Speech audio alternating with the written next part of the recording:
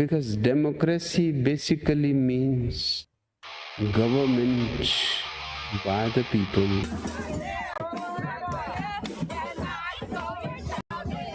of the people. And I sold a lot of state secrets and a lot of very important things that we shared. For the people. So inclusion is a national security imperative. But the people Do you know how many states make up the USA?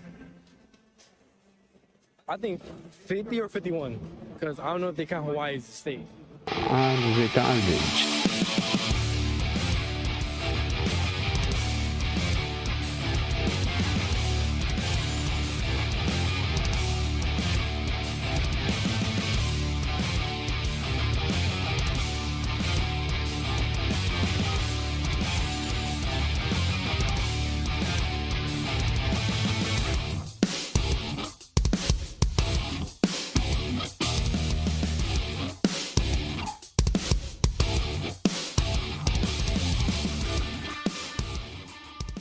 For my people are foolish. They know me not. They are stupid children. They have no understanding. They are wise in doing evil. But how to do good they know not.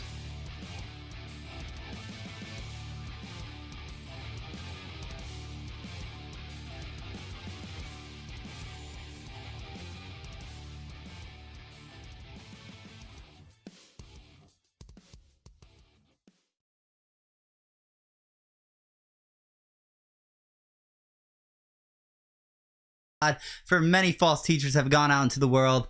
My name is Kanoa Benz, and they call me. They call me Chad. So they're going, I don't know what they call you. You already know what it is. Nobody knows what it is. And this is a Reform Roundish table where don't take us seriously. No. We talk about all things political and anything goes, and this is our roundish table as long as everybody in this room knows that I'm at the head of this table. We are all equal as long as you know that I'm at the head of this. Amen. God wills it. All right. And so we have some fun things to talk about, and we're going to be talking about the voting for Trump with the lesser of two evils. Is that the way to go? Or when voting for, or when picking between the lesser two evils, you should pick neither. So we're going to be talking about that and some other things as well. But first, let me introduce who we have here with us today. Sitting across from me, the man with many talents and the voice of an angel, whose dad wishes we call him Hurchin, but here we call him Chad Randall. I got nothing. I was like, hi, Chad. Wow, depressing. Chad, you live a little bit more south. How's the cicadas doing? Loud and proud, I guess. Yeah, they're pretty bad. Or as George W. Bush calls them, cicada. Cicada. He's like, they're cicada. We will bring them to mass destruction. Cicadas. We will bring them to justice. I don't know about these cicada things, but I will tell you one thing: we will bring the cicadas to justice. That sounds like something you find in Iraq. Cicadas. Oh goodness. Cicadas. One of the most deadly creatures. One push of a button and you're gone. Cicadas. And then, of course, you know who you already know who it is. The man in the chair, the man with the beard of John Calvin, the captain, Adrian Cookson. Adrian, how are you doing?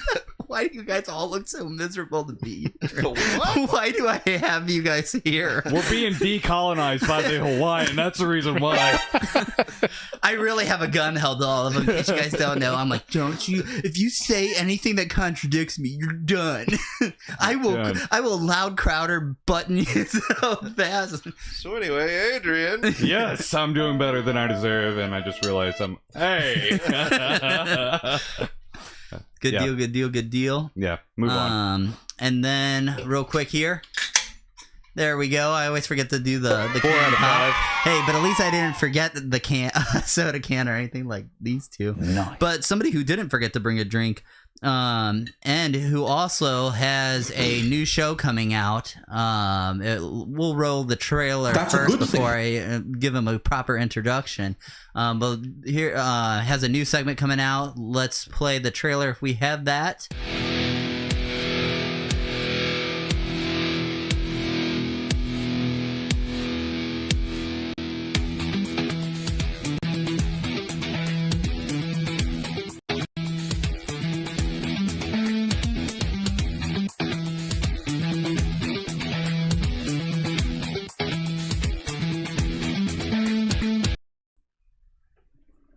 Yeah. everything just went dark. I was like, Yeah. oh, that's it. And, Yeah, that and was the- it. And the show was done.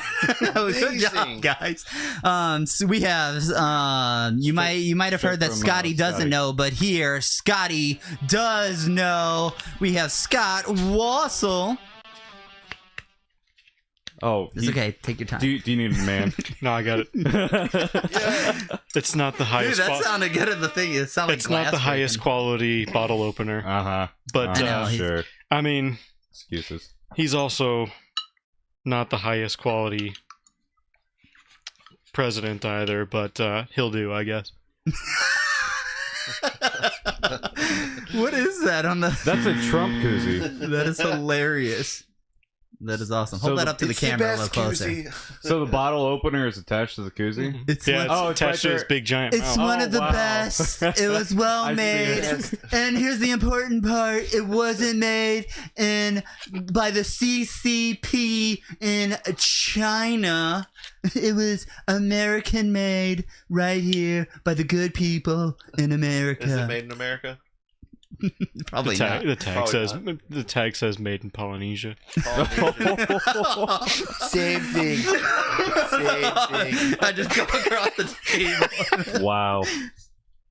Wow. Alrighty. We'll just Okay. go ahead and say that it's good quality. So Scott has a new show coming out, so be on the lookout for that. So that'll be fun to add to our segment, along with another one coming up too with Adrian and myself. But we'll do that intro another time. Scott, let's get into this. Scott, tell us what you know. So it's been a while since the last time that we had one of these, but the last time that we talked, we were talking about how Colorado and the state of Maine were removing Trump from the ballot, or trying to push to remove Trump from the ballot, and since then they brought this to the Supreme Court. And as we all know, and we've covered on here plenty of times, that the Supreme Court doesn't make law. Their job is to interpret the law based off of the Constitution. Right, give their opinion. Yeah. And they did so in this case, which I believe was called Trump v. Anderson. And it says in Section 3, Section 13, that ultimately the Supreme Court ruled that the states do not have the power under the Constitution to enforce Section 3 with respect to federal offices, especially the president. So essentially what that is saying is that the states don't have the power to remove federal candidates off of ballots. They can, however, remove state candidates from ballots. Interesting. But they cannot. Now I wonder if they're going to reject that Supreme Court decision, like they do with the Roe v. Wade thing. Although they're claiming that that one doesn't end on abortion on that one, that it gives the power back to the states, which they already had. It seems like they've given up at this point, so it sounds like they're going to listen to the Supreme Court so far, because he's still on the ballot in Colorado and Maine. So That's interesting. Well, right, because those are the people when Roe v. Wade was a thing. They were all the ones that were going, you have to listen to the Supreme Court. The Supreme Court, you have to listen to it. And then all of a sudden it goes against them, and they're like, it's like they're sweating, the meme where it's like, they're sweating the button. They're sitting there going, say we don't have to listen to the Supreme Court, but they need to listen to the Supreme Court if it favors us, They don't know what to pick. But, all right, well, that's interesting. But, I mean, with us having the most, fair election. Oh yeah, It's not like that will affect them. Yeah, fair elections. Fair. Right. All right. What else do we got? Any thoughts on that? Or, yeah, that's pretty much like cool. And the other thing, unrelated to the Trump thing, we'll get back to the Trump stuff, but I want to cover some stuff that's not necessarily just Trump, because I feel like I cover that too much. But it's a big topic. I want to go. I want to talk for a second about the Bud Light boycott. So, the most successful boycott in American history. It is day 385 of the boycott of Bud Light.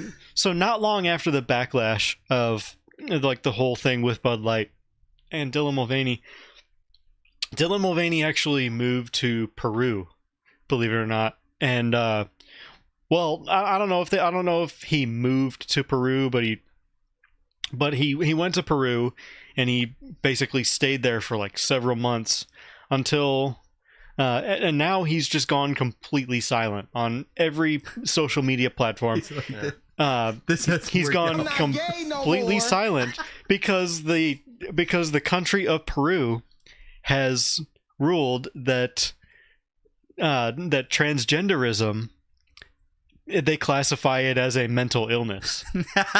So really, he's just stuck in an insane asylum is what's going on. Good choice. Yeah, probably the best place for him. Right.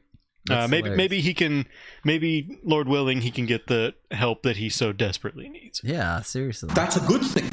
That's a good thing. That's too funny. All right, what else we got? Any comments on that one? Peru's a bad choice. What crappy luck. You know? Yeah, right. He's like, I'm gonna go over here. Of all the places to go, that's the one that's gonna here. You're mentally ill. Accept me. Believe it or not, straight to the insane asylum. Yeah. Oh man, right. It's just crazy stuff. And did you guys? Peru agrees. Yes, they do. Quite literally, they agree. Yeah. Wait, are they? So what's the thing going on with Bud Light? Are they still trying to roll that out, or are they still losing like money on that? They're still losing sales. I mean, I firmly believe that most of their sales that they're getting right now, just from everybody buying all their other stuff. It's people just buying it for target practice, most likely. Yeah, I can see that. But I was gonna say, or it's people because what we already talked about is they would lose a lot more. People are like, oh, we're not buying Bud Light. They're like, but we're gonna buy, we're gonna other stuff. Anheuser-Busch, and all the other. They're gonna companies that they're buying. They're like Foster's. Corona became like the biggest beer after Corona needed this after 2022. Yeah, there's like 200 brands of beers that are underneath Anheuser-Busch. It's Corona time. Yeah, Fast and Furious movies couldn't even save Corona on that stuff. Yeah, so it is funny because like they're just all these like rednecks out there. They're just like, oh, I'm not buying that Bud Light crap. It's going to turn you gay. But yet they come in and they just switch to Corona, which is still another InBev product. So like, because Anheuser-Busch, Molson, like they're all owned by InBev, right? So it's all the same product. You can't escape it. Maybe this was like a big brain play, and they were like, "We need a beer for the gays." they're like, "What beer are we gonna sacrifice?" And they're like, "Okay." To be fair, just about every brand, unless you're drinking craft beer, like every brand has done some kind of pride themed thing. Right.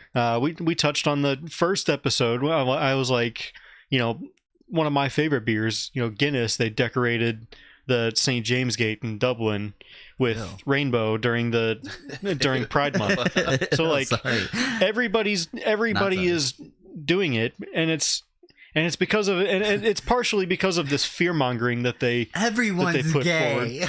Is that what they're putting? Everyone's gay. It's the thing. Come on, you're gay, you know it. Or like the one meme with the school. I said we gay today. All right, what else? The thoughts.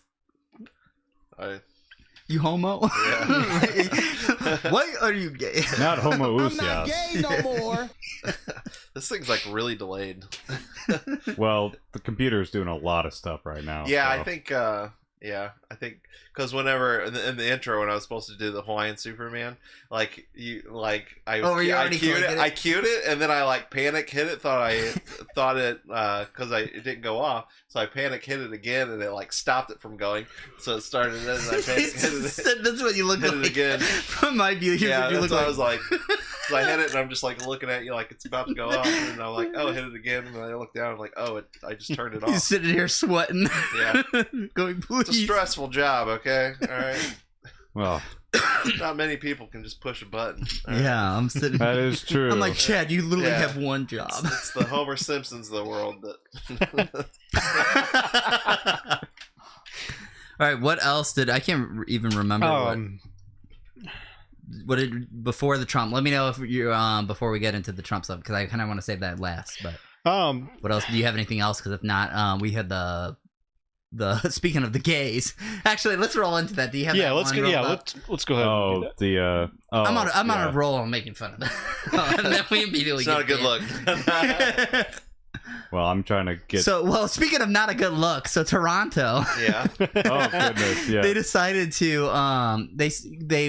they came out with these cool like all black police cars. Well, before that, 7 years ago, they proposed to the citizens of Toronto because people were upset on how the police cars of Toronto looked. Right. And They did these cool all black police cars, and then people militaristic got and mad. whatnot, and so some people didn't like it, and so then, well, here I'll show you 7 years ago.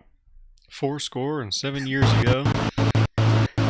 Last year, City News was first to tell you about the Toronto Police's new frontline vehicles. Yeah, I know. Dark gray cars that did not get a warm reception from the Those literally public just, like, look and forced like Police the police Chief cars that we Saunders have to here. halt the rollout.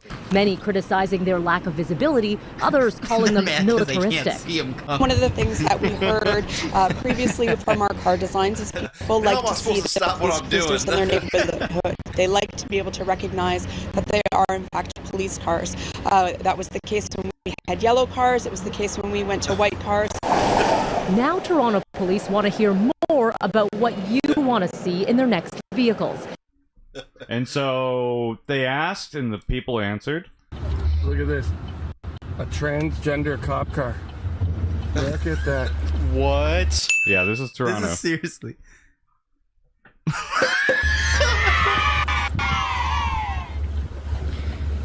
You That guys might be cops, or you just identify as cops?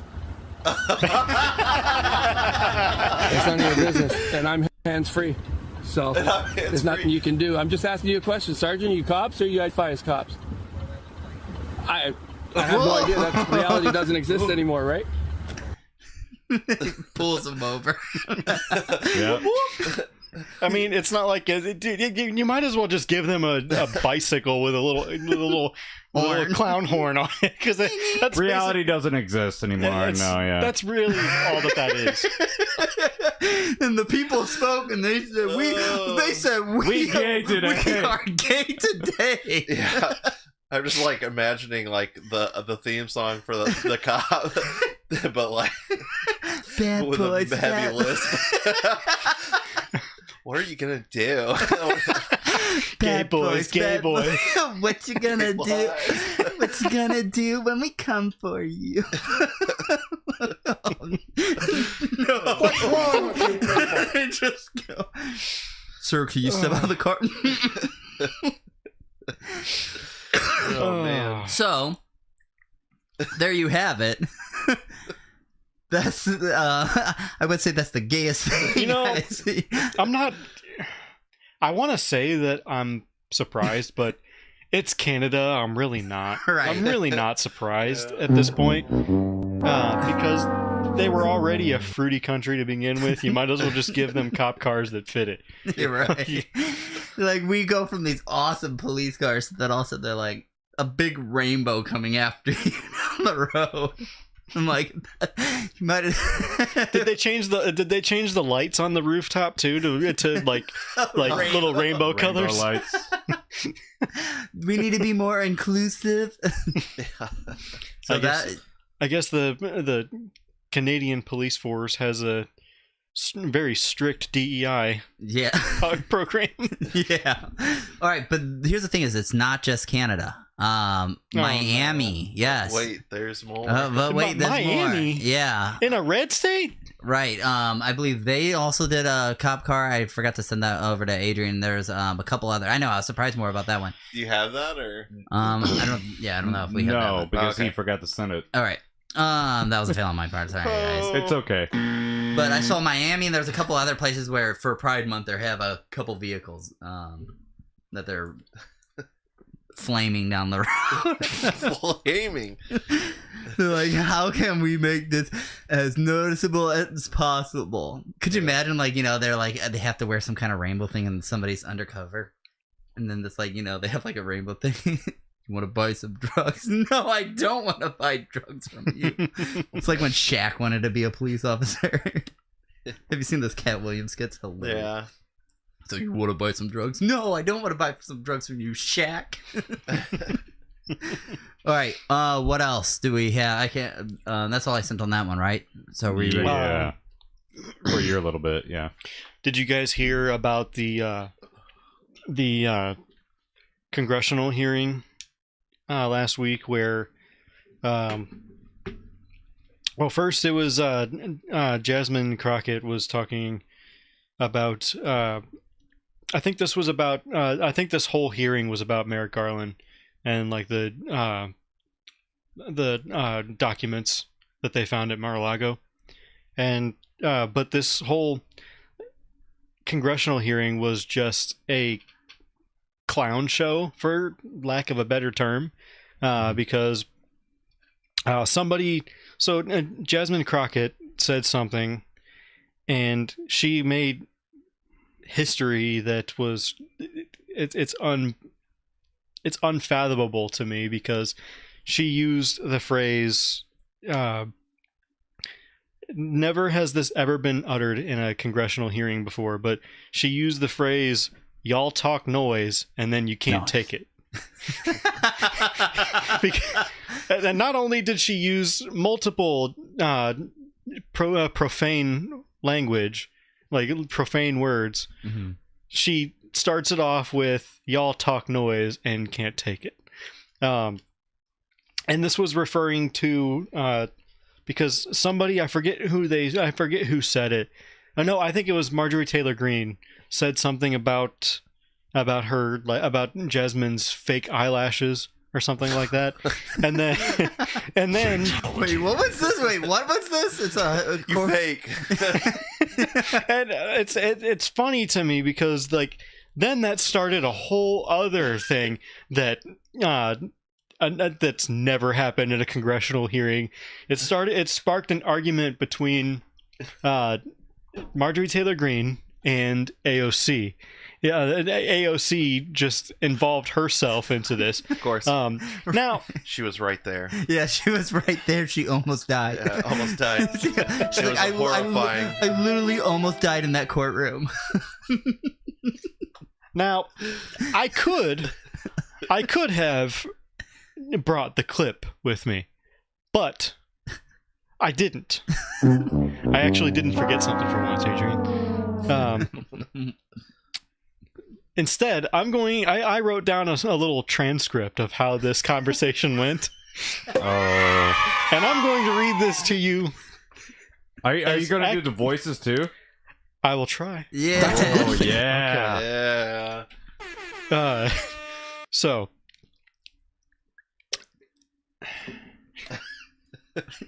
Deep breaths. AOC, how dare you insult the physical appearance of another person? Marjorie Taylor Greene, are your feelings hurt? AOC, move your words down. Marjorie Taylor Greene, aww. AOC, oh, girl, baby girl. Marjorie Taylor Greene, oh, really? Wait, this is really what happened? Baby girl, I don't think so. AOC, don't even play. This can't be real. Wait, time Is this out. an actual conversation? This actually happened. Baby girl, you wrong. I'm not bougie. You're just basic. Move your words down. Okay. Wait, what was this at again? This was at the congressional hearing about. Wait. Yes. And you wonder why we say we are under judgment from God. I'm getting to that. So, okay, keep going. I just had to clarify. This is real. All right. So for those watching, this is real. This really happened during a congressional hearing. Carry on. And this is what happens. And this will kind of lead into our later points about Trump. This is what happens when you don't vote. Oh, I was gonna crack. This is what happens. I was gonna crack a woman joke, but thank you for saying that. well, women being in positions of power. But... I thought Adrian cut us off. The screen's all went black. I was like, we got removed. Yeah. That's an issue for the after show. Support our after show. Yeah, here's a good time for it to support our people. I don't think I can handle especially women. Funny. All right, sorry. Go ahead. Sorry, but no, like this goes to show, like this is what happens when, when we sit back and we don't do anything and we just like we don't vote, and this isn't just about we just stay in our homes and wait for Jesus to show up. This isn't just about. This isn't just about the presidency. This is about our, as you cover all the time, your local governments. But this is also about our every form of government, like every branch of government, every elected official. This is what happens if you just if Christians just sit back, and we don't do anything, and we just essentially let nature take its course, and just wait, and as you said, wait for Jesus to come. That's what this is what happens, because this is absolutely not how we want our elected officials to be acting. No, yeah, that's crazy. Yeah, that's crazy. All right, wait, hold on. But you said you had more of that because I'm kind of curious. No, that's all I had. Right, okay. That's all I had. It's like, so now I need to go back. And that's the gist of it. Ridiculous. Hey, ain't gonna play. When was this congressional hearing? Hold on, I have it saved in here. Give me a second. One moment, please. Yeah, that's ridiculous. There you go. Perfect.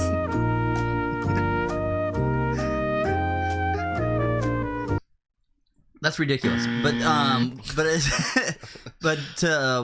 definitely what Scott was saying, like this is, that post-mill worldview is we can't just sit, we don't sit back and wait. We don't believe, like, we believe that we have to establish God's law. We have to go forth and Christianize the nations. That's, the Great Commission, go and disciple all nations.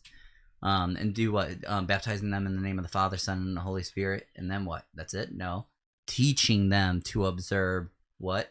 All that Jesus commanded. All that he commanded. So we need to be doing that. And this plays. And then what happens with that? That starts in the home.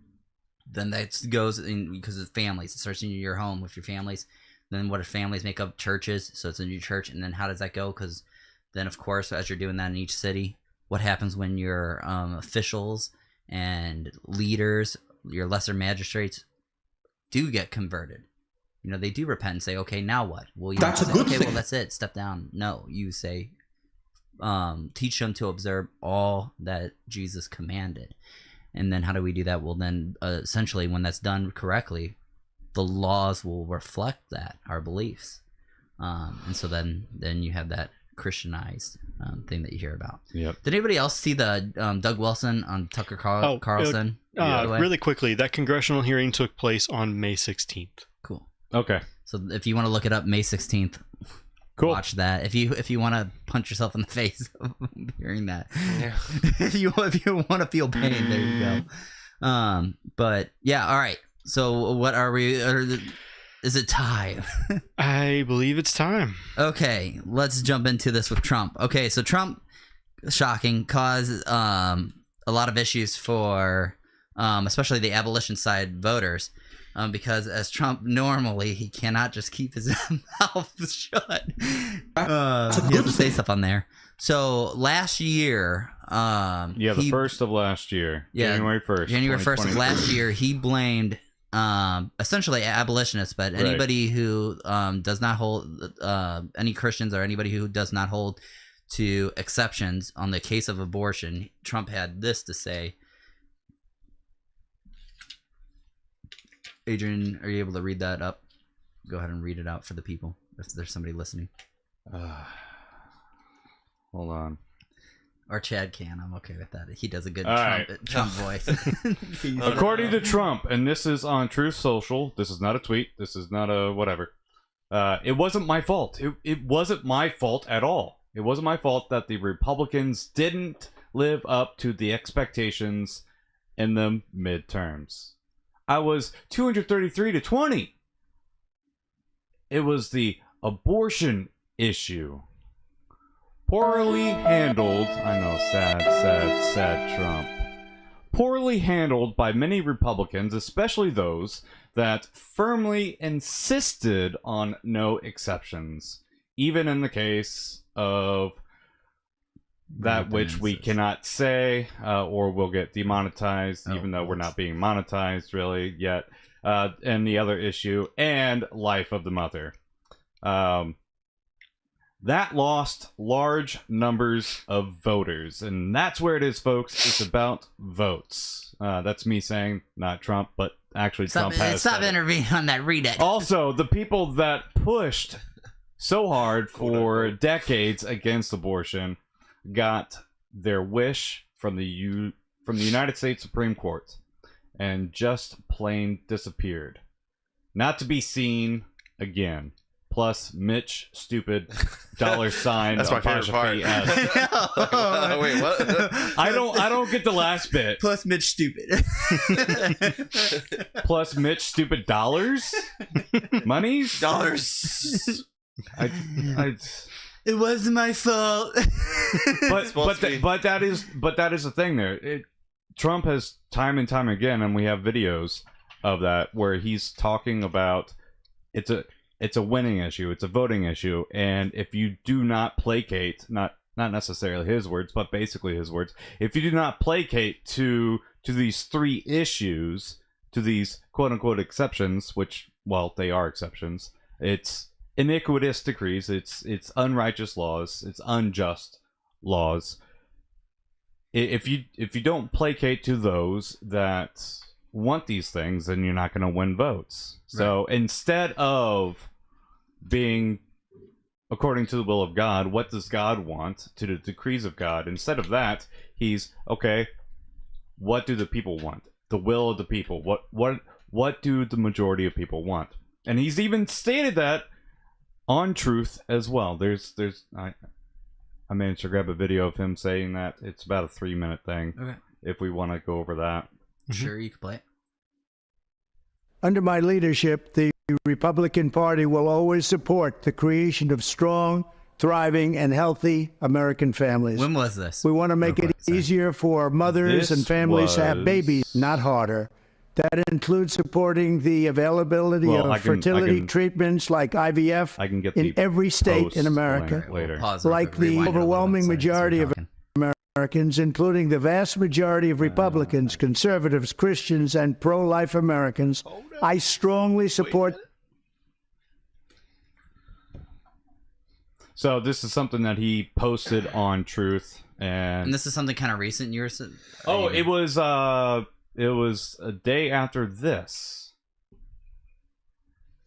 So that was on... So April 7th? Yes. So April 8th of this year is when he made the video. So pretty recently. Just real quick, how many of you guys are on Truth Social? I had to join it just to grab this. You have one? You have one? I didn't even know. It's horrendous. I didn't know it was a It's thing. horrible to navigate. Is it? Yes. Is it like Rumble? It's like... Well, Rumble is easier to I like. navigate. All right, because there's a search bar on Rumble. Truth does not have a search bar. Oh, that's terrible. All right, I like Rumble, but there's a lot of things where it makes you go like this. You can't search. Yeah. No, there's a search bar. Look. Oh, it's at the very bottom of the screen. You okay, on mobile. Discover. Okay, on mobile. He was on desktop, yeah. Oh, yeah. desktop. Okay. On desktop, you Rumble is nothing. like that too with certain things. Like instead of like when you go to put if you go to put a birthday in there, it's just simple stuff that drive me nuts with Rumble because it's like, oh, you want to put her birthday in there. Scroll. Instead of typing it in, you have to scroll. And I'm getting to that age where I have to kind of scroll a little bit, you know. Chad, you know, right? One finger scroll and your finger's done. No, I don't. Aren't you and I the same age? What's that say about me over here? Well, you're still young. How old are you? You're young, right? 31. Oh, you're the same age as me? Dude, you're old, bro. I thought you were like 27 or something. 28. I thought you were 21. I thought you were. That's why he was drinking soda. I thought he was actually under 21. That's what a real what is that? beer. IBC root beer. Yeah. Yes. All right. Sorry. right? All right. Go on. Play the video. So here's what Trump said. So this is April 8th, then. So this is pretty recent. Which does it look like Trump lost weight in this video? I'm just saying. Under my leadership, the Republican Party will always support the creation of strong, thriving, and healthy American families. We want to make it easier for mothers and families to have babies, not harder. That includes supporting the availability of fertility treatments like IVF in every state in America. Like the overwhelming majority of Americans, including the vast majority of Republicans, conservatives, Christians, and... Okay, I got to stop it right there. So, for those that do not know what IVF is, it's essentially you take babies before they, at the moment of it's a matter of conception. So they bring forth the sperm and the egg, and then they freeze it. But not just one. No, for IVF. They do this for thousands. And there's a possibility for them, an unnatural possibility for them to die or just, okay, we have too much stock, so let's thaw them. Right. Well, so that's what I was going to say. Them grow. So when a couple goes in to have that, it's not like they just have, they just try one and see if it works. No, they normally do 40 or so. And then they try it. And then if you try it with that, then what they do with all those other babies is they destroy them. Right. What's that? They wipe them out. Right, yeah, they wipe them out, or they stay frozen in like a traffic state for people to get. Right. So it's terrible. So that's the reason why we are against IVF. Just to be clear to explain, this is why. All right. Yeah. So that's why I was like, oof, when Trump said that. Yeah. And he's right on one thing. It should be easier for couples to have babies. Yes. Without murdering them. Right. Though. That's what we want. We want. Yeah. We are so for people having babies. All right, you should have as many babies as you want and would like to, because they are a gift and a blessing from God. But you don't have if we could figure out how to do this without murdering children, then I think I'd be okay with them going this route. Yeah, right. I don't know. See, I don't know enough about it to say, because I don't know if it's possible to. Well, right now it's not. So they have to, because they at this point I don't know if it's possible. Well, if it's possible or. If they just do it this way just because. Yeah. But right now, they don't do just one. They go a whole bunch of them. Yeah, they go ham. Yeah. And then once one sticks... Yeah, then they destroy the others. It's like, okay, we got a surplus of mom and dad. They're like, okay, now we have 50 babies. So they're like, well...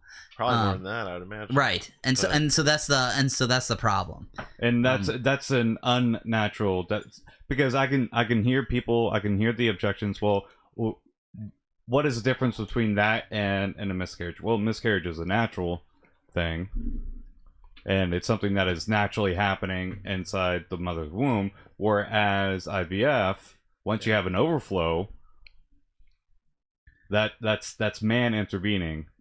Plus, you're doing it in an unnatural way. Right. Well, let me clarify. It's not that we're saying that any kind of man intervention is wrong. We're not saying that. But what we're saying is the what is it called? The over with multiple babies that they have that they dispose of is what's wrong on that. Yeah. Well, I mean, think of when you have a miscarriage, it's terrible, and it's heartbreaking for the most part, like generally when it happens, the mom and dad are distraught, right. It's terrible, and then you're literally multiplying that by 1,000, you know what I mean? Right.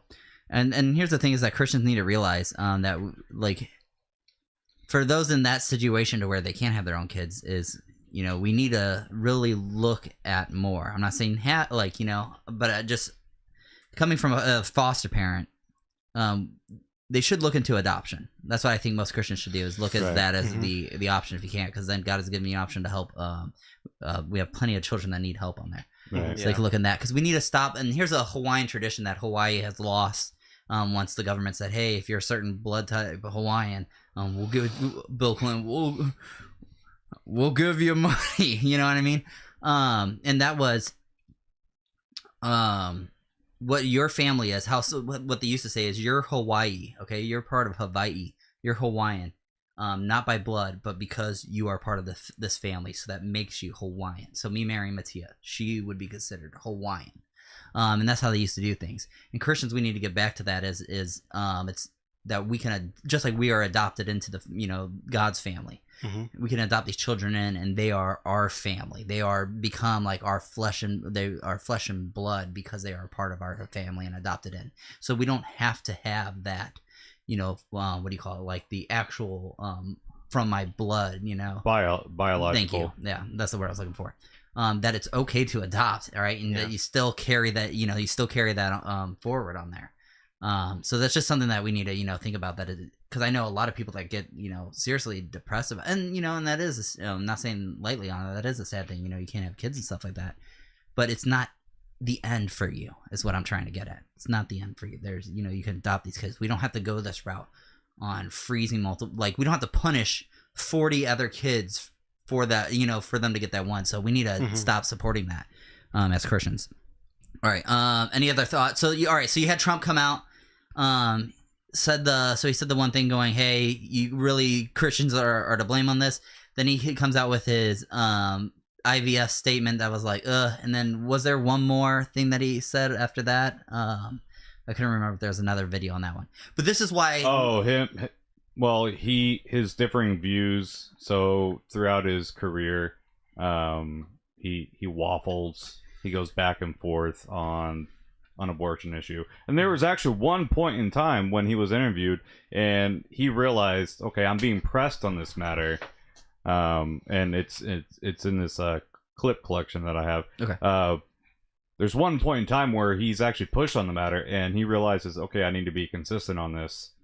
And it's regarding the proper equal protection. When is the date? Do you know the date on this one?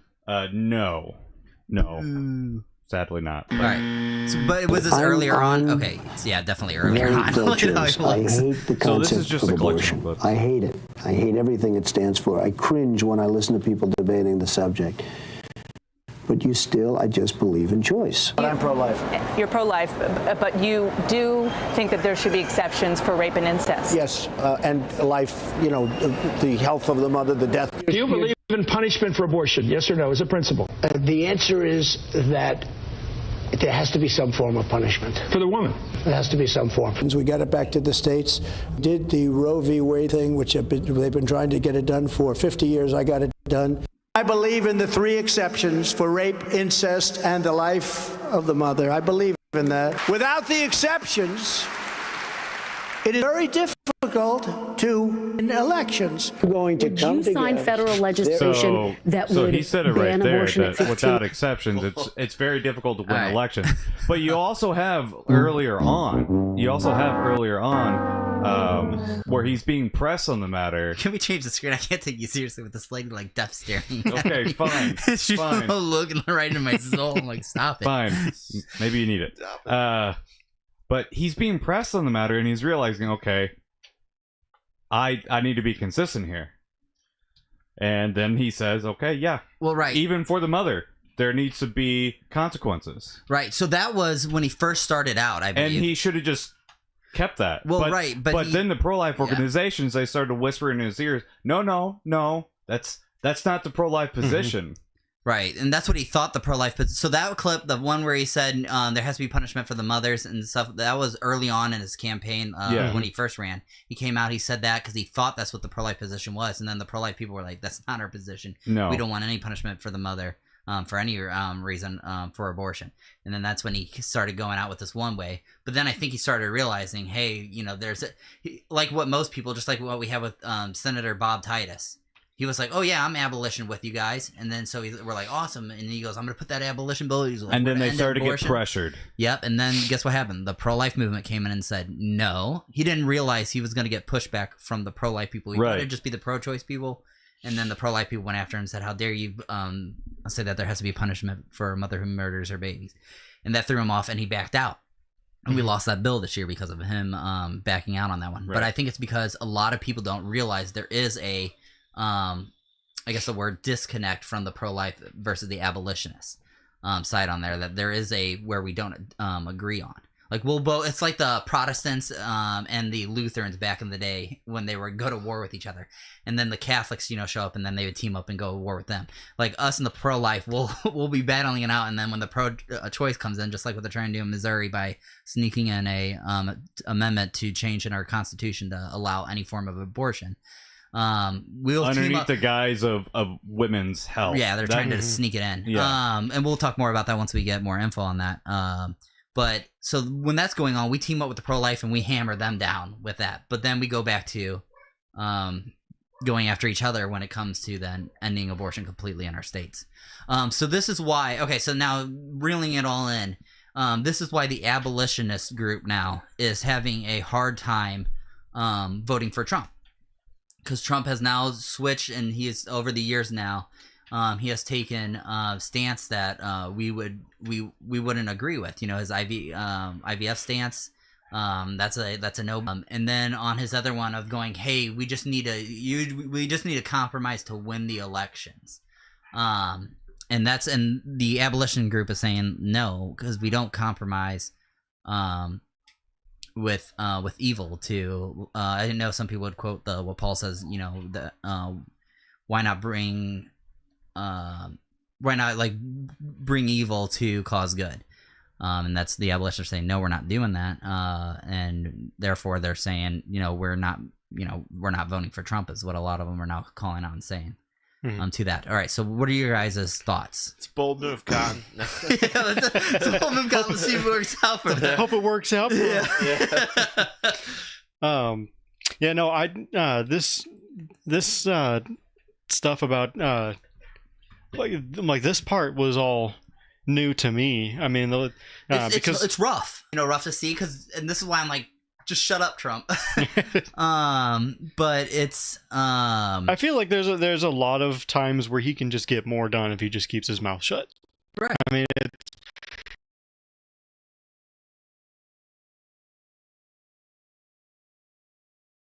but I mean, he did a good job. He did an incredible job. Yeah. Well, like his overall time in office, he did an incredible job. Right. But it's so just shut up. Yeah,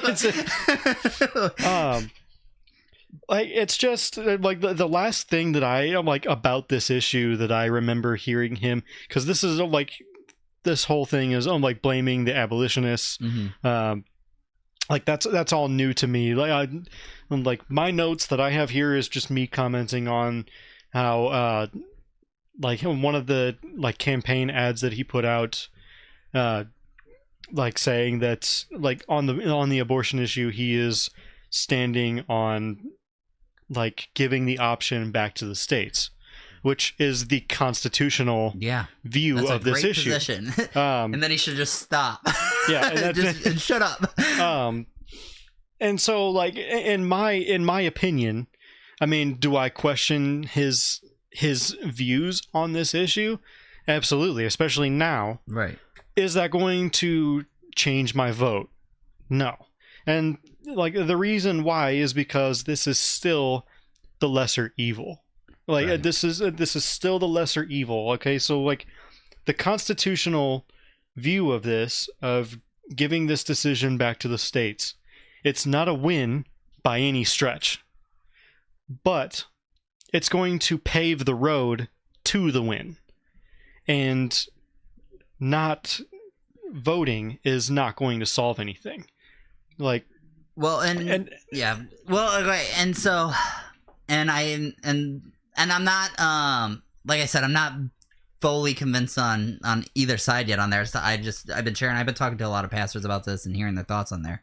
And so, and here's the thing, I'm not like, I'm not to the point where I'm like, if you don't vote for Trump, you're wrong. Right. You know what I mean on there. But I'm not ready to say if you do vote for Trump, you're wrong on that one. So that's where, and that's why I've been talking and working it out and stuff. But go ahead. I think it's like it's literally a two-choice thing. So you're either sinking or swimming, or like that's probably not a good analogy because obviously we'll keep walking it out. But like you're choosing one or the other, really. You know what I mean? There's no I don't think abstaining does anything. You know what I mean? Right. Well, yeah. And you're either going to be sinking or swimming. Right. Well, and because again, that's how I kind of feel about the sinking not. Or swimming is a bad one. Well, and that's how I feel about the not voting thing. Is it's almost like, I'm gonna just stand aside.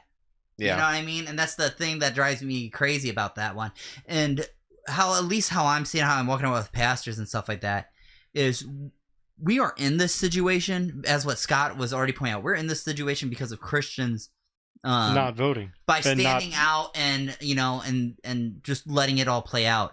Mm-hmm. We are supposed to be me and Adrian and even Stetson on other topics that we argue for that position. We're supposed to be active in our politics and stuff like that. Yeah. And so I feel like again that clearly there is one side that is tremendously off the wall terrible that is not going to allow you to get your I don't see how allowing for Biden to come into play is going to and I can't tell if this is just, and again this is just me thinking out loud, so before I have listeners start clicking off on things, just comment and tell us your thoughts. Correct me, I'm okay with that. But is there a live chat? But is he has it up on there.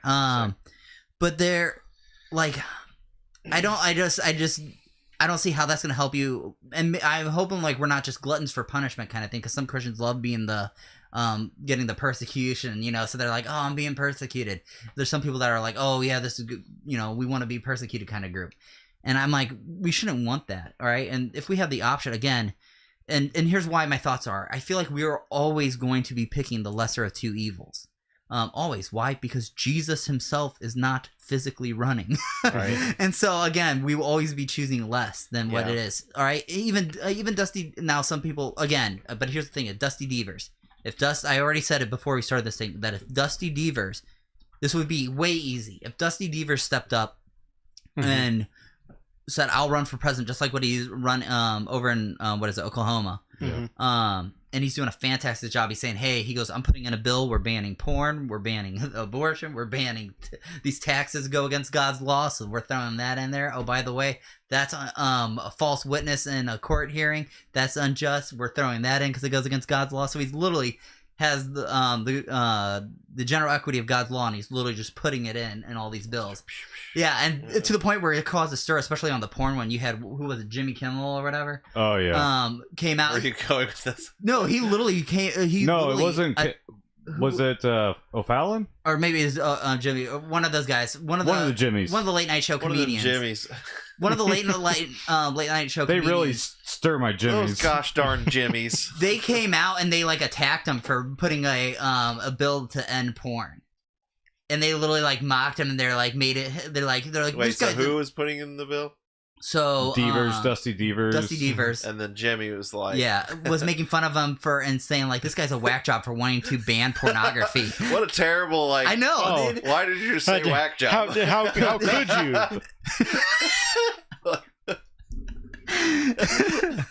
That's a soundbite. Anyway, so all right, but so it's so they're calling him crazy for doing that. But all right, if Dusty Devers was running for president, Trump wouldn't even be an option for me. I'd be voting Dusty Devers all the time. Right, but here's the thing: is we don't have that option. So then some people are like, okay, well, if we we don't pick the lesser two. I don't know if this is actually one of those situations to where it's choose to sin. It's you murder your mom, or you have to murder your brother. You know what I mean? It's it's not. I don't feel like we're at that option. It's more like you're in a situation where you're gonna lose money, but you're option one, you're gonna lose $5, but you're gonna get some value, and then option two, you're gonna lose $10, and you're gonna get less value. You know what I mean? Right. kind of, and that's, I don't know. That's a better analogy than your singer songwriter. Yeah, that's a lot better. All right, but here's the thing is, because I know the abolitionist says, you know, when they're like, no, we don't compromise. I don't think it's compromising, because we compromise on a lot of things already. You know, we don't say, like, I want to say we're like incrementalists or gradualists to certain things, just like state to state. We don't say all the states, but we just say, no, we'll take Missouri and then we'll take Illinois, and we'll gradually do things that way. But here's the thing for our options, okay? Here's at least the scripture of why I think this is the situation that we're in, and it kind of comes to mind when picking between the lesser two evils. It is with David, and when God gives him the options as punishment. This is 2 Samuel chapter 24, 1 through 15. All right, so bear with me because there's going to be a lot of reading. Verse 1. Again, the anger of the Lord was kindled against Israel, and he incited David against them, saying, Go number Israel and Judah. So the king said to Joab and the commander of the army who was with him, Go through all the tribes of Israel from Dan to Beersheba, and number the people, that I may know the number of the people. But Joab said to the king, May the Lord your God add to the people 100 times as many as they are, while the eyes of my lord the king still see it. But why does the Lord the king delight in this thing? But the king's word prevailed against Joab and the commander and the commanders of the army. So Joab and the commanders of the army went out from the presence of the king to number the people of Israel. And they're not supposed to do that, in case anybody's wondering what's the deal, because they're not supposed to do that. Because he's trying to get assurance from the number of his army, and not that God is with him. So scrolling down a little bit to verse 10. But David's heart struck him after he had numbered the people, and David said to the Lord, I have sinned greatly in what I have done, but now, O Lord, please take away the iniquity of your servant, for I have done very foolishly. And when David arose in the morning, the word of the Lord came to the prophet Gad, David's seer, saying, Go and say to David, Thus says the Lord, 3 things I offer you. Choose one of them, that I may do it to you. All right, so 3 things that I offer to you. Choose one of them that I may do it to you. So Gad came to David and told him and said to him, Shall 3 years of famine come to you in your land? Or will you flee 3 months before your foes while they pursue you? Or shall there be 3 days of pestilence in your land? Now consider and decide what answer I shall return to him who sent me. Then David said to Gad, I am in great distress. Let us fall into the hand of the Lord, for his mercy is great. But let me not fall into the hand of man. So the Lord sent pestilence on Israel from the morning until the appointed time, and there died of the people from Dan to Beersheba 70,000 men. All right. So here's my thoughts. But when, somebody says when picking between the lesser two evils, you should pick neither. I mean, here's at least one time where David picked between the lesser two evils. And like I said, for those who try to say, well, this is a special case because God was talking to him during the thing. Well, that's the same with Moses. If we're going to play that argument, somebody could play that against us when we talk about like what I was talking about with Chad earlier and saying, hey, here's a situation that we can go off of when we're talking about dealing with incrementalism and stuff like that, where Moses said, because a lot of people on the pro-life side, they say, well, we should just, save any number that we get on there. If they'll give us some babies, we need to just take that. Well, Moses, when he was dealing with Pharaoh offered and say, here, you could take the men, but the women and children have to stay behind. And Pharaoh said, no, it's, all or nothing, knowing that Pharaoh would still go and abuse the men up there. And because of Moses being faithful and what God commanded of him, then by the time Pharaoh started doing that stuff and Moses wasn't taking the deal, before Pharaoh had enough time to then start really abusing the people again, God stepped in and smoked them all, to which allowed the people to be free. So a lot of the abolitionists say we just need to be faithful and hold out and not compromise it, which I agree with. But for like I said, where we're at with our states, we have the control, we have the people. We're just in there going, hey, these people, the pro-life, you guys claim to end abortion, we can end it, let's do it. And they're saying no, that's something wrong. You know what I mean? But for this situation, I believe that when the two options are given, you know what I mean? and just as John, I agree with what John Calvin says when he said, when God wants to judge a nation, he gives them wicked leaders. Okay, because of us being, what is the word, complacency, like just sitting back and not doing anything, and allowing evil to just continue and keep going, and us not doing what we're supposed to be doing, us not stepping up as men to and dealing with politics, establishing God's laws. We're all to teaching it to our children and our family. Because of us abandoning our standard as Christians, punishment, and us ignoring the evil that's growing now, punishment has come. Here, I believe, we have a choice right now. I'm not saying that God audibly says, okay, you have Trump or Biden, pick. No. But it's just like I don't see God, just like in the situation with Moses, only say to the pro-lifers, this or nothing. You know what I mean? We don't hear that, but we can see we have the examples in Scripture, and so we can see that kind of going. Since we have, right, for now in America, we have the option to vote. So that's why I'm kind of saying I'm probably going to, at this point, unless, like I said, Dusty Devers rises up and does that.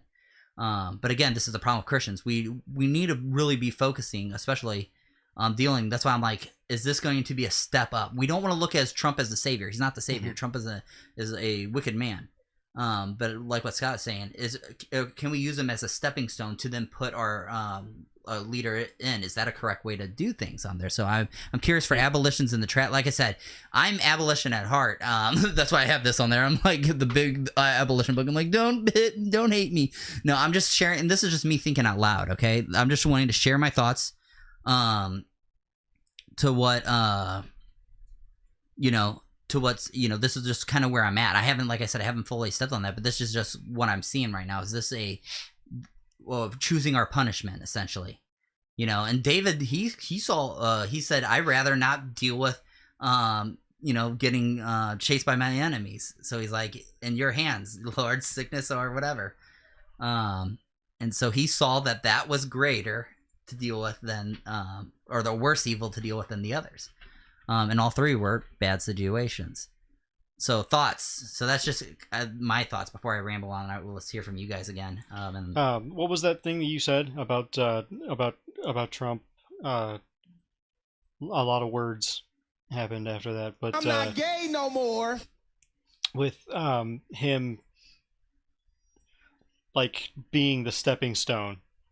Is Trump being this like a stepping stone for us? Because again, with how Biden and them have been ruling and reigning, it's and what they're trying to do is make it worse and worse and worse. And then, as even James White's in there going, we're not going to be able to, communism you vote in, and then to get out of it, you have to shoot your way out. You know what I mean? So it's like, here's the thing: when we had Trump, we still had the freedom to be able to attack and push and do this stuff to get our people in.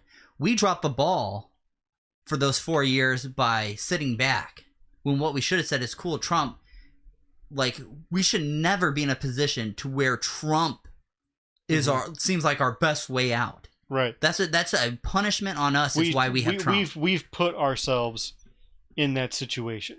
Right. Yeah. And we need to get out of it. And I don't think, if Christians sit here and wait, like, we need to get out of it. And Joe Biden is not the way out. Right.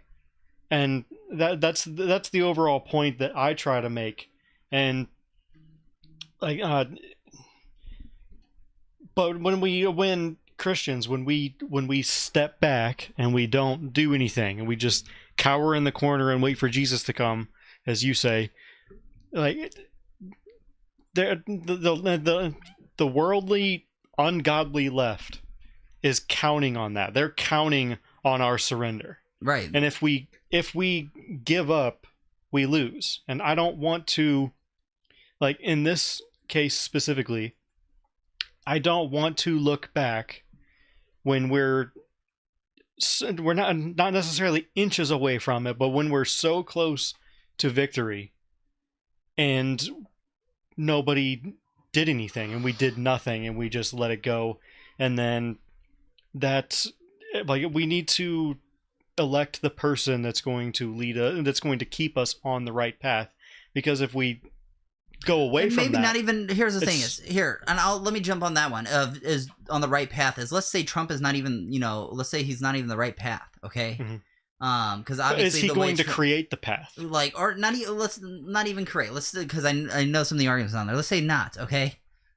But, at least for us to create the path, that he allows us to do that. Because with the other side, they are trying not to. That's why we're dealing with in Missouri of them trying to put, we're trying to put bills in to end abortion, and the left, how organized they are, they're going straight for the Constitution. We can't do that as abolition here. We don't have the people, the means to do that. But and here's the thing: if they get that in the Constitution, it doesn't matter what bills we put in. The Constitution trumps all those bills, and they're trying to go for and so they're trying to allow for all forms of abortion up to birth, and that and because they are organized like that. So it's what I mean. It's that's just we need to be smarter about how we're doing things on that, and then. Once we have the option, we need to build. We need to grow, and we need to start putting in people. We don't like Trump.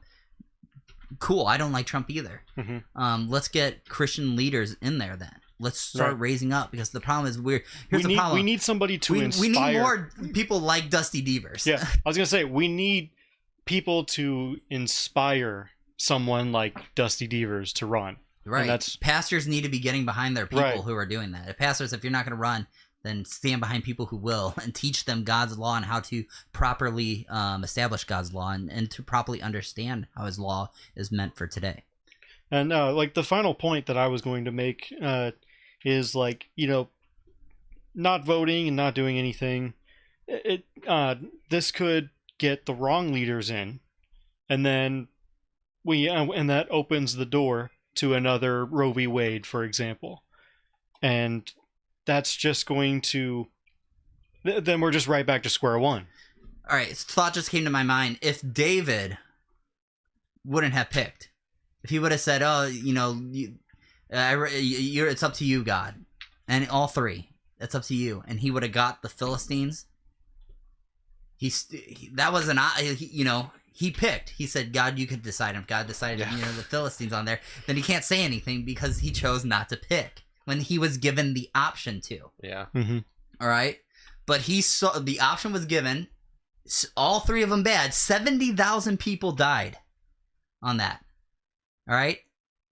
And he still picked an option. He said, to deal with my enemies, is the worst out of all three of these.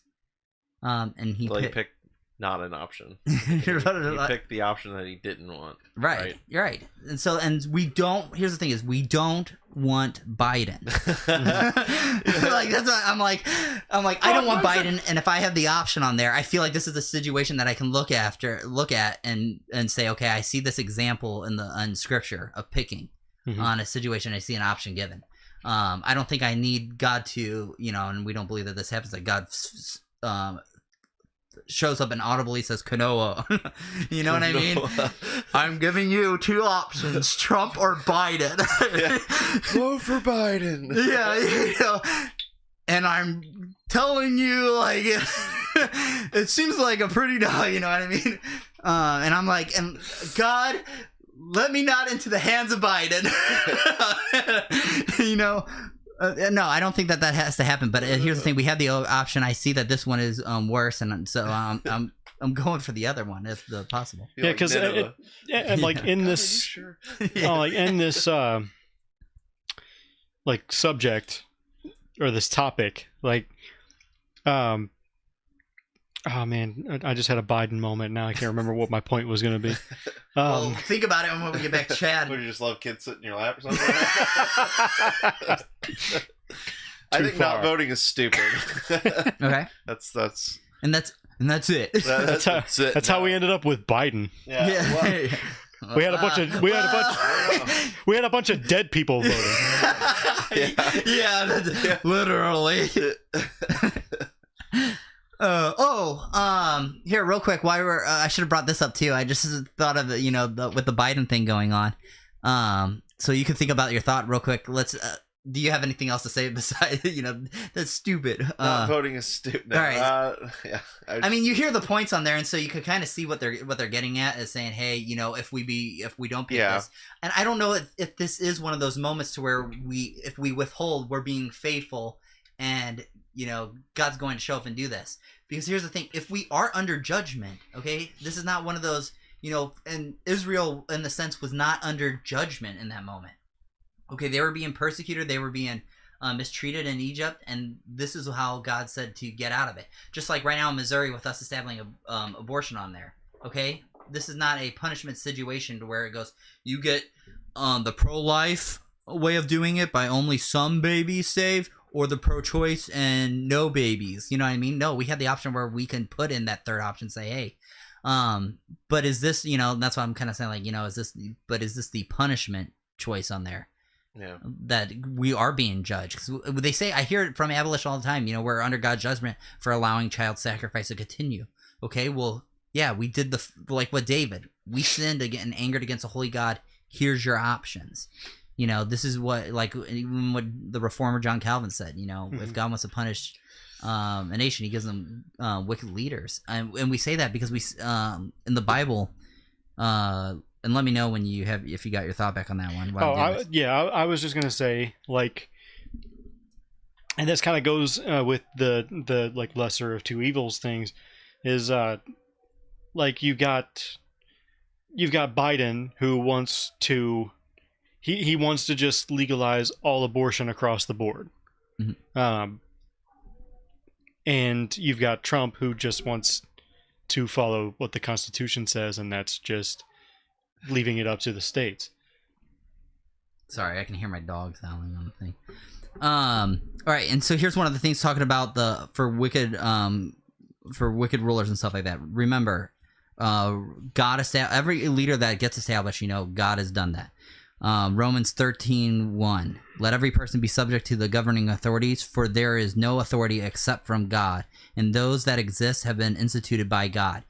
Romans chapter 9:17. For the scripture says to Pharaoh, for this very purpose I have raised you up, that I might show my power in you, that my name might be proclaimed in all the earth.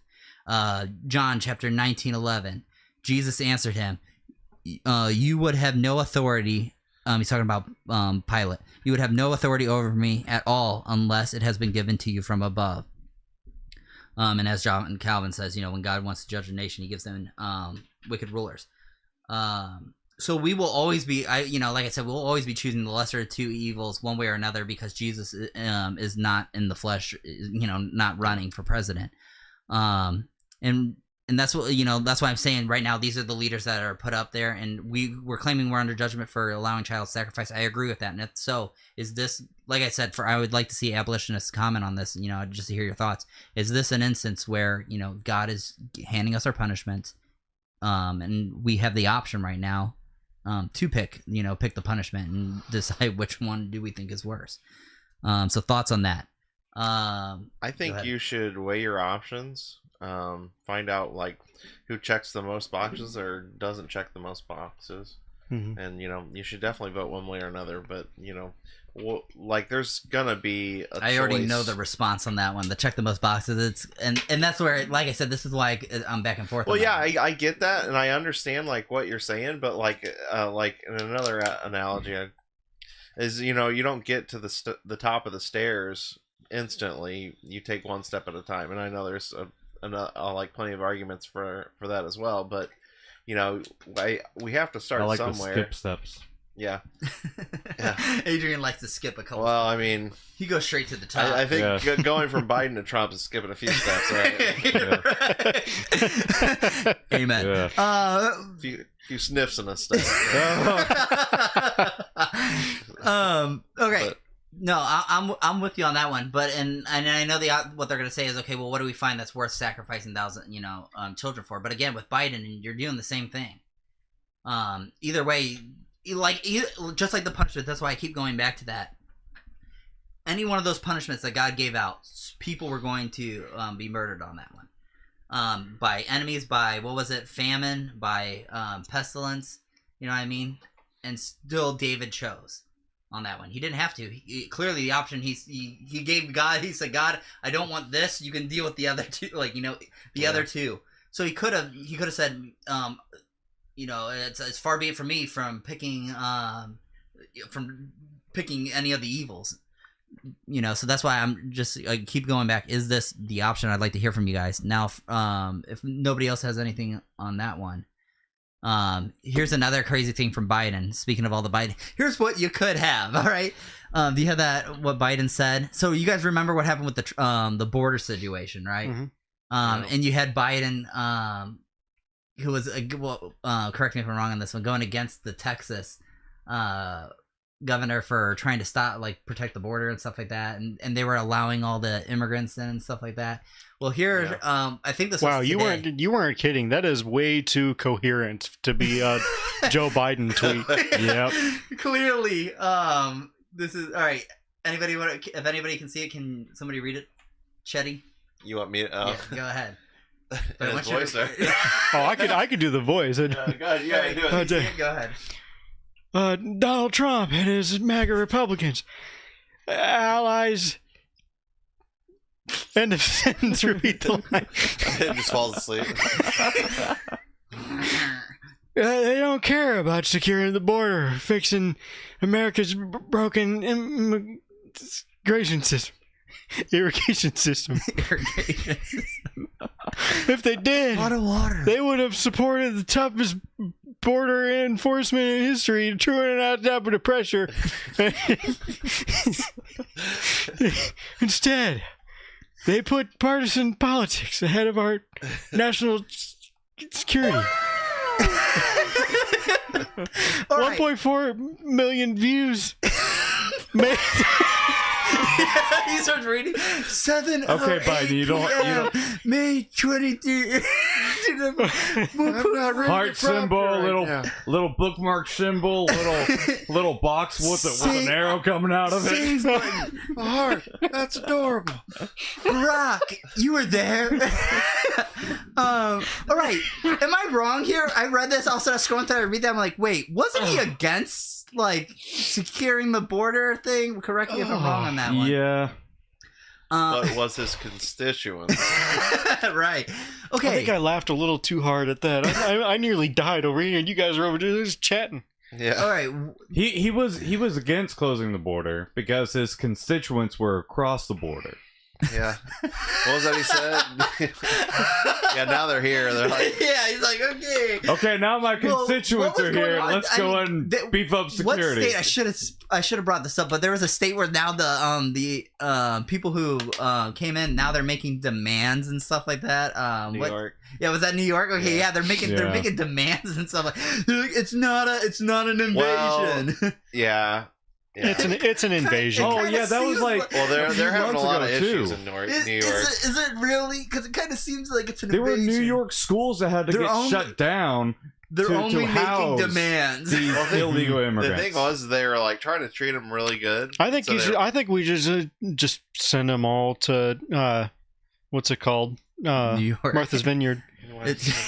Yeah, they're full already. Well, they were trying to treat them really good, so they're setting them up in 5-star hotels. Oh and yeah, stuff. But then a bunch of people started coming and they don't have room for all of them. They ran out of 5-star hotels. They're like, hey, we're gonna have to move you to another spot, and they're like, all right, and then they just moved into really crappy, really bad situations, because. But here's the thing, and I was looking into this a little bit too. Is some of these they're being put in these. For the ones that aren't in the crappy ones, the ones that were sent to the 5-star hotels, and they're getting all of this fancy food, and they're getting comfortable beds, and but yet they're still complaining, and it's you came here, you want to go back? Yeah, it's. All right, but now here's the thing is, that's why I was like, wait a minute, is he accusing us now? Is Biden accusing the Republican side? That of course he is. I was just making sure. I thought I was going crazy for a second. I was like, wait a minute, what was the whole deal with Texas? Wasn't Texas trying to close the border? He forgot. You're right. That's what I was like. Oh no, wait, we were building the wall. Right? Yeah. Biden goes, I think we should build a wall. The wall is a thing. Barack, you'll pay for it. You know what I mean? Like, I was like, wait a minute. When I was reading that, I was like, wait, weren't they just against that a second ago for securing the border? Yeah. Well, yes, they were. Well, you know, honestly, and that was a pivot because before they were for building the wall. Oh, really? Yeah, they were all about it at one point in time. Yeah. Like, hey, maybe we should build a wall. I think Biden What's was that just Trump wants to? No. Biden was just too busy. no. Someone Like the told him kids, stop now to that you smell think the it's cool, roses, no, and he I said, don't. "Who?" Well, it's just teenagers. It's just like how it was with the COVID vaccine too. Is like because it's associated with Trump, they hate it. So like, Trump said that he was going to build the wall, and all of a sudden, like, oh, that's racist. How dare you? And then, but like, if Biden came, yeah, folks, we're gonna build the wall. And say, oh wow, we're gonna Like, build the wall. Why didn't I think of that? But like, nobody else has thought of that idea. But like the point with the COVID vaccine is like when the COVID vaccine originally came out, it came out under Trump's. Right, I remember that. Everybody was like, and everybody was like, everybody was like, oh, Trump. Kamala Harris was like, yeah, I ain't taking anything he comes up with. Yeah. 1 week later. Yeah, right. Yep. And then it's the same exact vaccine. I think we should force them on people. And then Biden comes out and says, go get vaccinated. Meanwhile, Hunter Biden, what's going He's like, the only wall I like. Let's inject me in front of live television. I think he left his wall in the White House. Yeah, he's like, the only wall I like. Hunter, you left your wall here. Oh, that's supposed to be in Mexico. You mean it's Kamala's wall? Alpine white. My sight.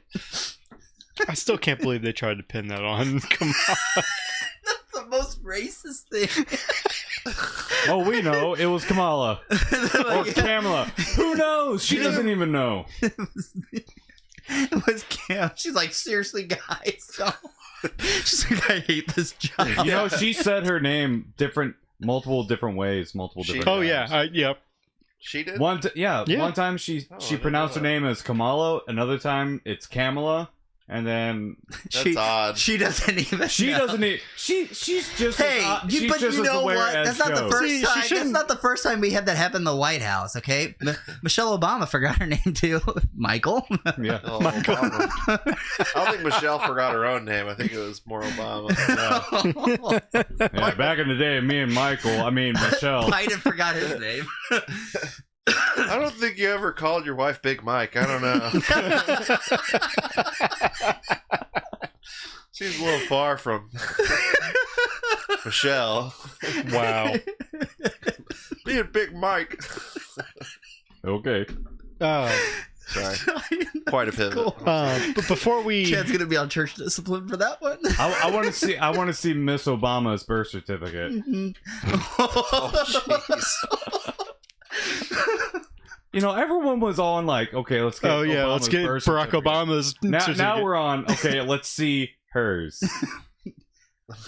Yeah, she hers. identifies as he, him. I want to see the F on that baby. Yeah. She's like, what's the sex gender mark? Is it M or she's F? like, I identify as they them. You could call me Big Mike. Okay, before we forget about it, I did have can't forget. I did have a clip from MSNBC from our good dear old friend Joe Scarborough. No. Why do you hate me? All right, play this. Is this if he quotes the Bible, I okay. And play it from up to the timestamp of 4 minutes 14. Okay.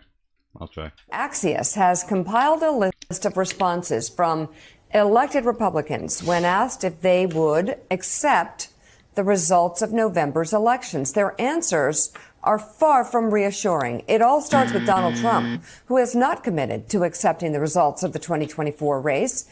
Senator J.D. Vance told CNN's State of the Union yesterday that he'll accept the results if they're, quote, fair and free.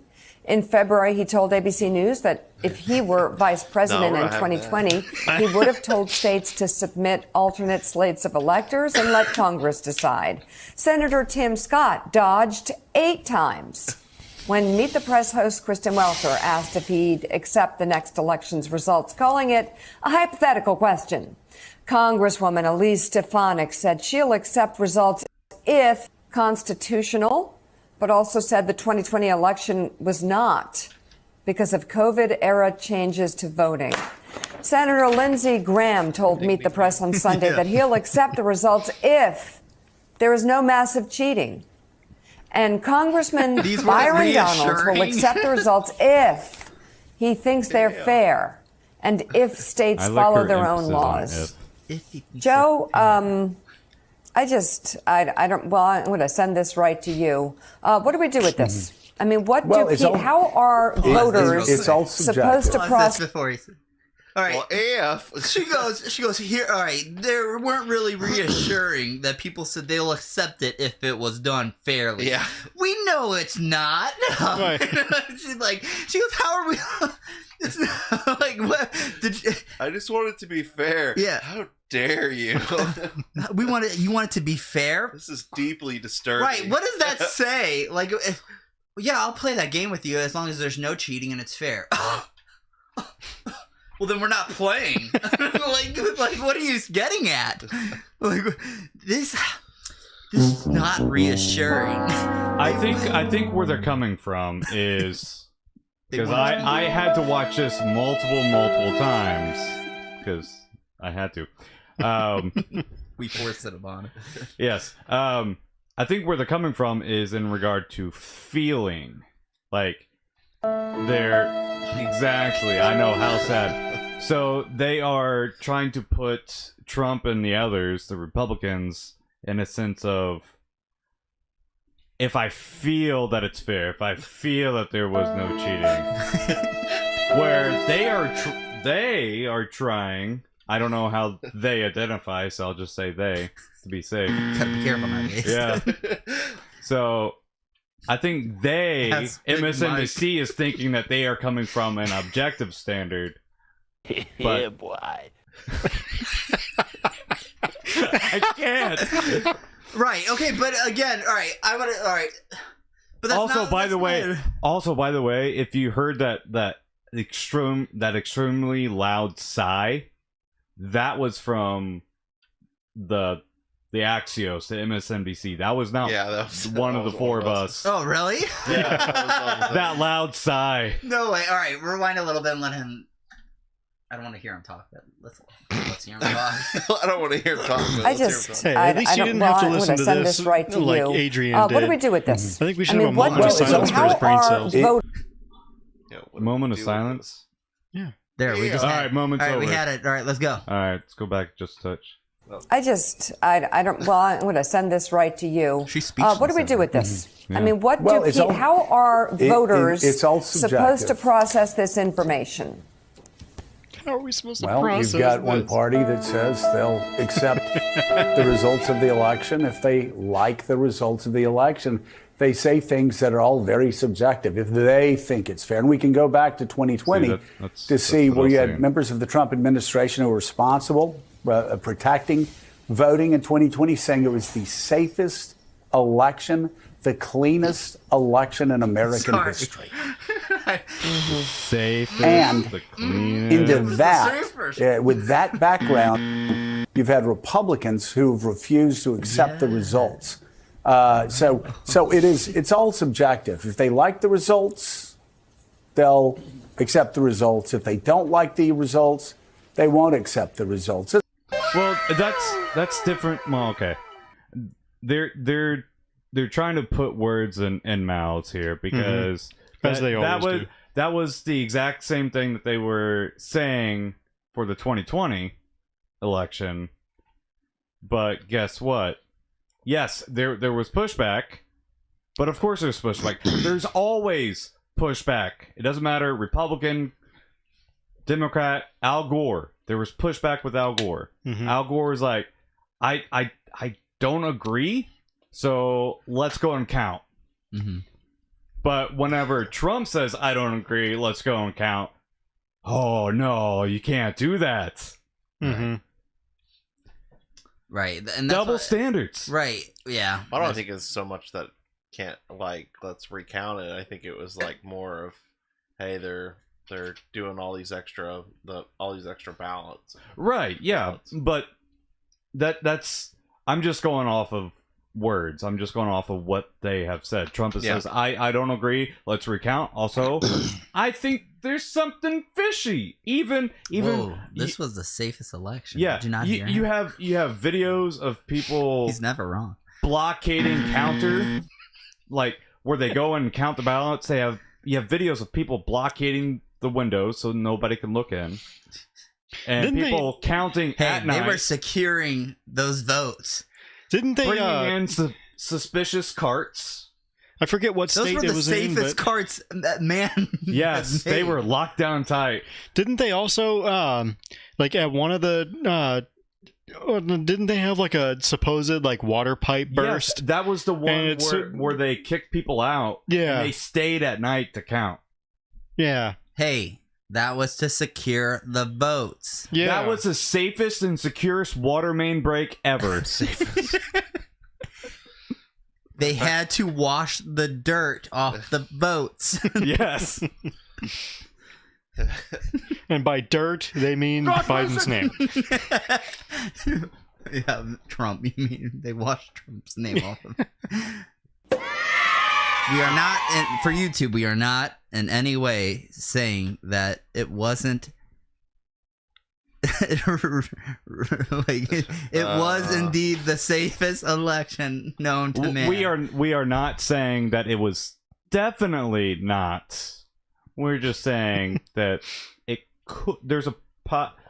I don't know what we're saying, YouTube. Don't ban us already. All right. Yeah, boy. All right. So, I don't know, like, was that it of the video real quick? There's more. There's more. Yeah, I know. Hey, he reads his Bible. Yeah. I read my Bible. Let's bring in Donnie Deutsch. He's the host of the podcast On Brand with Donnie Deutsch, and it's a great podcast, by the way, Donnie. You also, of course, an ad legend. Dude, is that Al Sharpton? Bro, I swear to God, that guy's neck gets smaller and smaller every time I see him. I don't know what it is. Dude, I haven't seen Where is his neck? I was thinking the same thing. This is a reverse fat neck. This is skinny neck, where... Do we have an older picture of Al Sharpton? Like, all right, sorry. Hold on. I haven't seen Al Sharpton since the Ferguson riots. I mean, look at the difference in neck between the two. I mean, the other guy has his neck. All right. Look at his neck in comparison. It's like he lost weight, but all the weight stayed in his head, and the rest of his body got skinnier. Okay, so does he just have a small body, big head? Hold on. Let's not get carried away. Okay. Does he have a small body, normal head, or a big head, normal body? I don't think anybody. I don't think we have to worry about anybody carrying Lizzo. I can tell you that guy could not carry Lizzo. Poor neck would snap. Yeah. Sharpton hasn't done leg day since 1975. So I don't think his problem is in his legs. All right. His problem is everywhere. But he is. Look at how disgusted they are that these people want a fair election. I will say he does look dapper. All right, let's play it. Let's hear what they got to Who's say. that guy next to him, though? Disgusted with people who want fair elections. Advertising legend, a branding legend. Let's talk about the Republican brand here.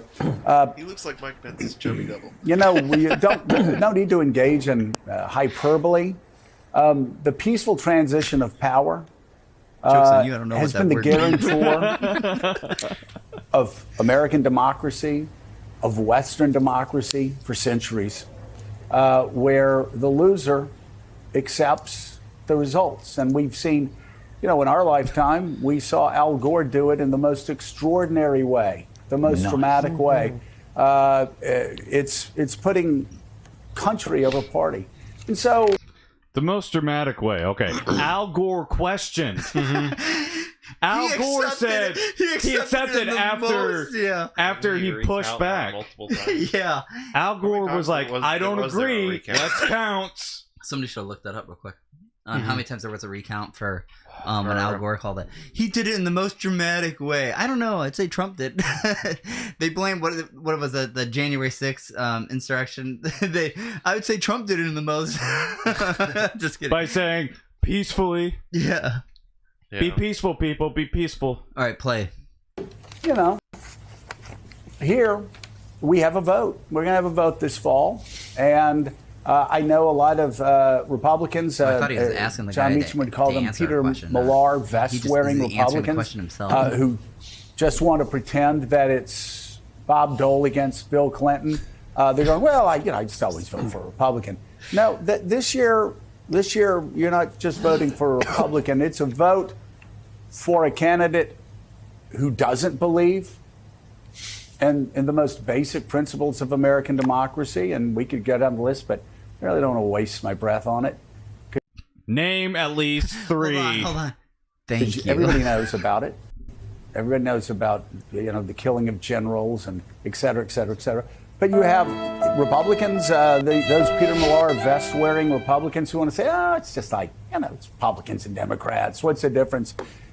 No, it's a vote actually for somebody that does not subscribe to the most basic precepts of American democracy against a candidate who does. Pause it. It's really that simple, Donnie, Before isn't it? I lose another brain cell. It is, Okay, so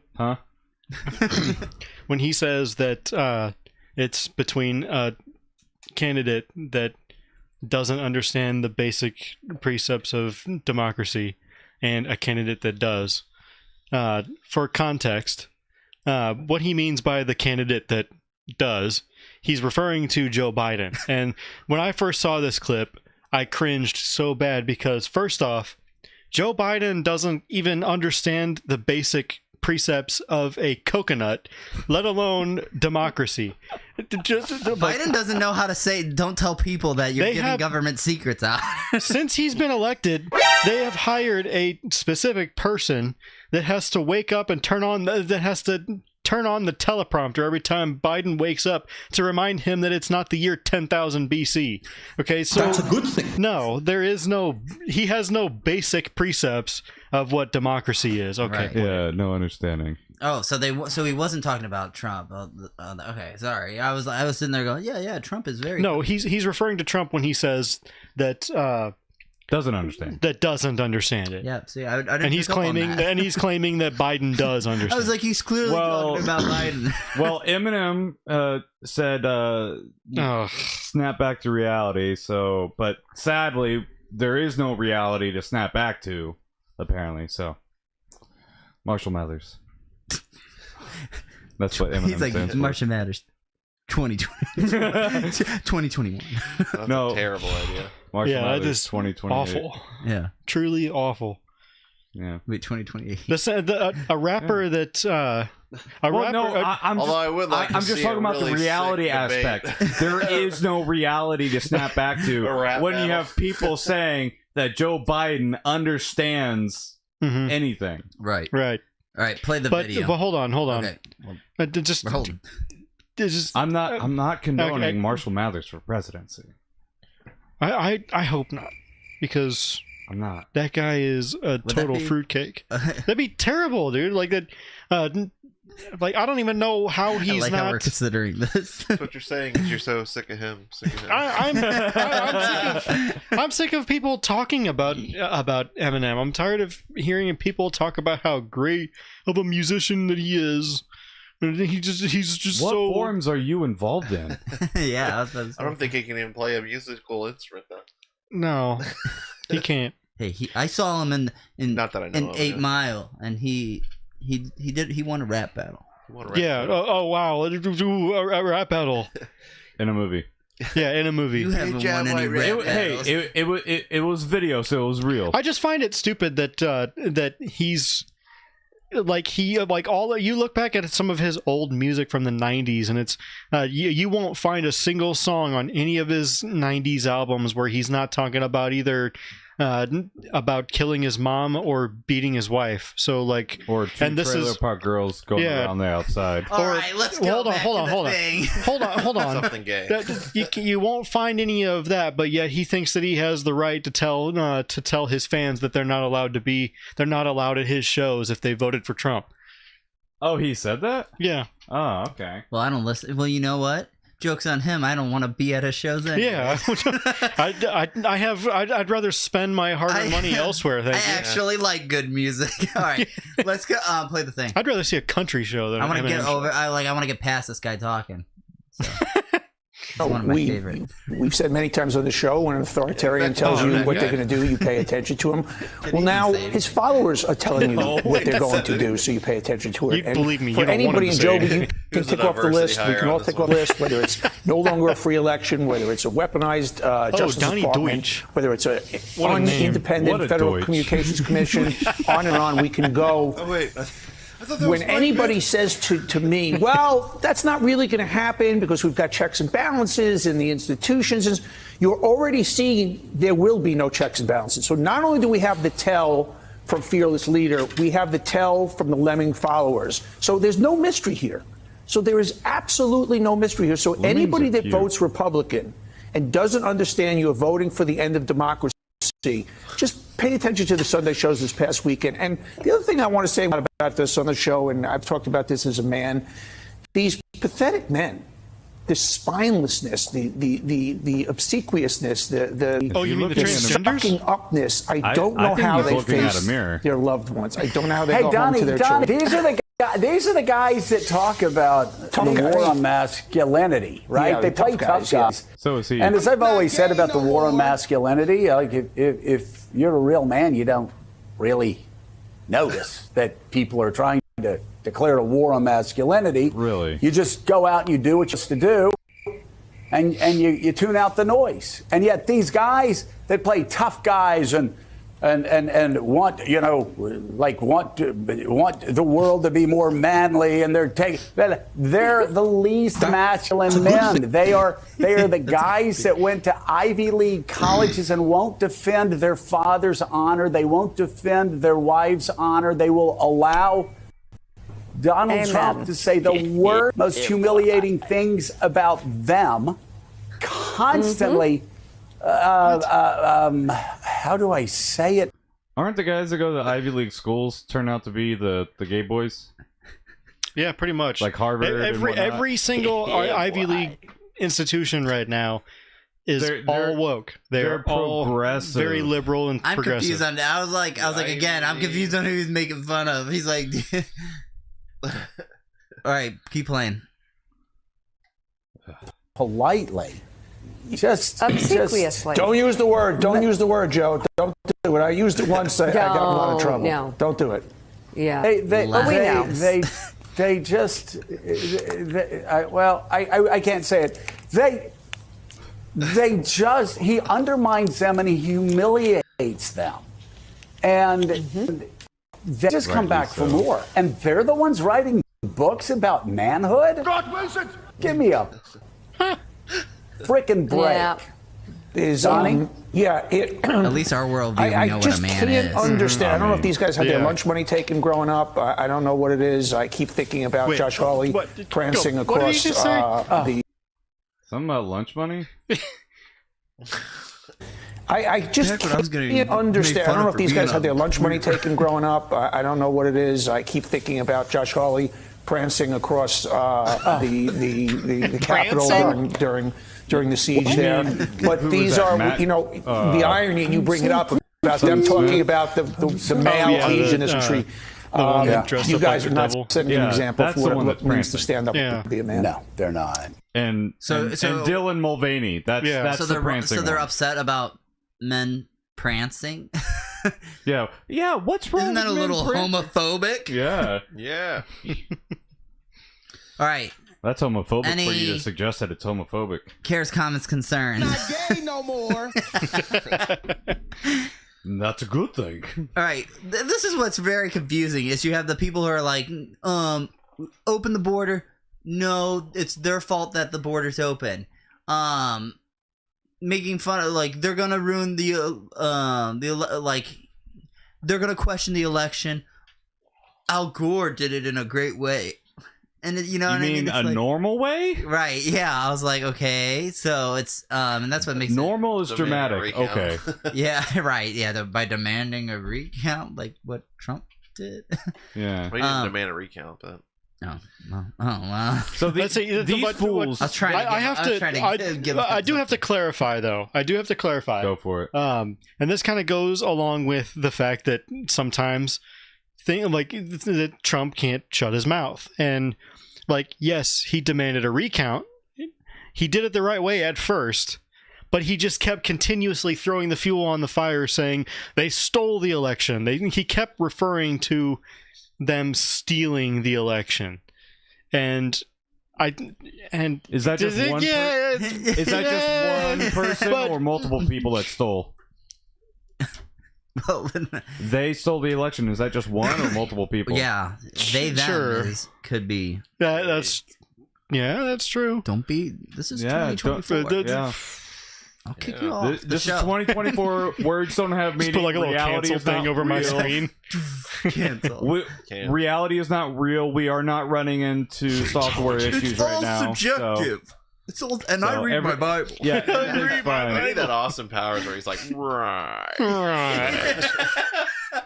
We need to do that. All right, final thoughts. Chad, go. Final thoughts on everything that we talked about. Whatever. Anything you want to say? Not voting is stupid. Like it. Scotty. Get out there and vote. Adrian. I feel like Biden. I can't think after all that stupidity that we just witnessed. And that's why Biden's the way he is, because he has to hear those people. Not to mention, you had to watch it quite a few times. Yes. All right, and then final thoughts from me. I want to hear from the abolition, because as fighting alongside the abolition group, with what we've been working with Mike Moon and putting abolition bills in. We've been going out and dealing with all that stuff. That's why, and it kind of seems like we're starting to, especially with all the debates going on and the talk about with abolition. I want to hear from abolitionists. What are your thoughts on that? On if this is can we say that this is a situation like what was given to an example of what was given to David, where he had to pick between those three evil options, or what we call evils. There's Pastor Matt Sheffer had a great example on, when we talk about the word evil has a lot of different meanings in how it is used in the Bible. But so we don't even have to say evils, because God given out punishments. All right, so he was giving out those three punishments, and David had to choose one of them. All right, and people were gonna die in those situations. Is this a situation to where, as quoting Calvin again, when God wants to punish a nation, he gives them wicked rulers. So is this one of those things to where God is setting out our punishment and we are to choose? David he didn't have to choose, because like what we see in the Bible, he chose the one option. He let God gave it up to God to choose the other two. So is this a situation where we have the option to choose through voting? And is this one of those times where we get to pick our punishment? So I'd like to hear back from you guys. So comment, send me a message, whatever, to hear from that. And be on the lookout again, because we have for Scott Wassel's The No, for more political stuff that talks on that one. Be on the lookout for the Captain's Quarters with Adrian, and sometimes featuring me. And then, of course, for Bible studies and everything with that. And also, we're going to be talking about they're still counting to see if they actually have all the signatures in, but we're going to be warning and sending out to pastors, telling them to watch out for that amendment to the Missouri Constitution, because they are trying to push that and be sneaky about it. So and again, more than likely, it'll be under the guise of something concerning women's health. So they're going to, like they normally do, they're going to try to put it into the fine print, what have you, some complicated wording, but just we'll be sending that out. Okay, and so with that said, let's have those conversations. Let's not just write everybody off real quick. If they don't, you know, they're immediately like, no, we don't like that. Boom, write them off. Let's have these conversations. Let's talk about it. Let's debate about it.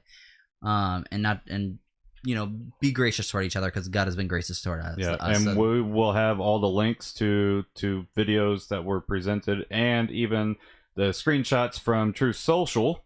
I'll have that later on. And yes, I know, yay. I'll have links to all those so that you can just witness that and know for certain that we're not full of smoke. All right, and with that said, Keakupu, Yesu Pu, and we'll let the Indian man finish this off. So let us say, government by the retarded.